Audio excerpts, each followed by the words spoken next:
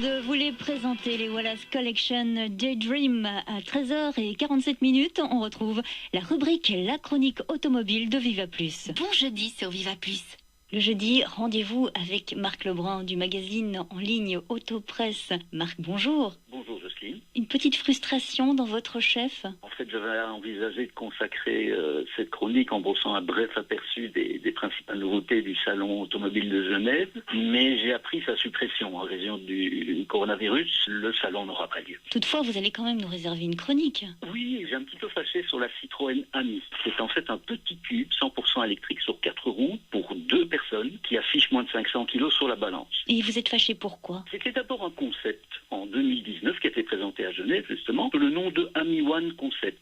Et suite à l'intérêt qu'a suscité ce concept sur le salon, Ami est devenu une réalité en à peine un an, quoi. À vrai dire, on ne peut pas à proprement parler de voiture, puisqu'il s'agit ici d'un quadricycle électrique à usage urbain et accessible dès 16 ans dans le Benelux, 14 ans en France. Mais voilà, si vous comptiez aller saluer Tante Hortense à Bastogne ou déguster des croquettes aux crevettes chez l'oncle Guido à Zeebrugge, à bord de cette Citroën Ami, revoyez peut-être votre copie parce que son autonomie n'est que de 70 km et sa vitesse de pointe n'excède pas les 45 km/h. Ceci dit, c'est pas sa vocation première, hein. Son terrain de chasse, c'est la ville. À sa décharge, si je puis dire, sa charge n'est que de 3 heures sur une simple prise de 120 volts. Donc pas besoin de superchargeur, une simple prise. Qu'est-ce qu'elle a de différent des autres moyens de locomotion, par exemple comme le scooter, hein, puisque c'est un petit cube? Mais justement, par rapport aux scooters, les vélos électriques ou aux trottinettes électriques, vous vous déplacez dans un habitacle fermé et chauffé, ce qui est quand même sous nos latitudes, c'est pas un grand luxe, quoi. Évidemment, par souci d'économie d'échelle et pour proposer un véhicule au prix le plus bas, l'avant et l'arrière du véhicule sont identiques. À l'avant, il y a les phares blancs, à l'arrière, il y a les phares rouges. Jusque-là, c'est normal. Au même titre que les portières. Raison pour laquelle elles s'ouvrent pas toutes les deux dans le même sens.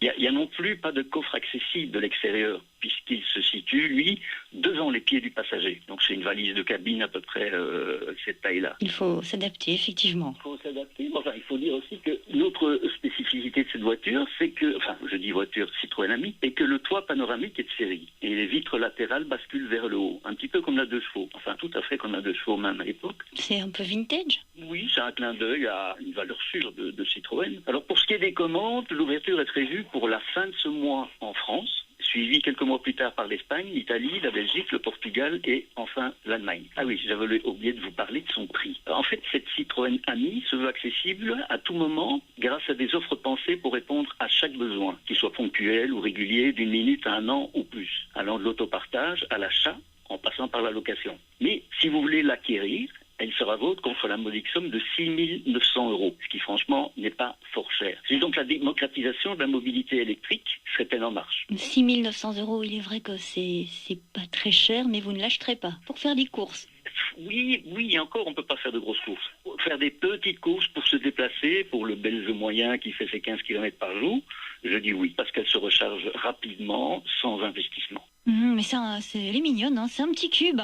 Et d'ailleurs, vous pouvez retrouver cette chronique avec les images en plus sur le site autopresse.be/vivaplus, autopresse.be/vivaplus. Merci Marc, on vous retrouve bien entendu la semaine prochaine, jeudi prochain, pour d'autres nouvelles automobiles. Marie-Paul Belle, la Parisienne.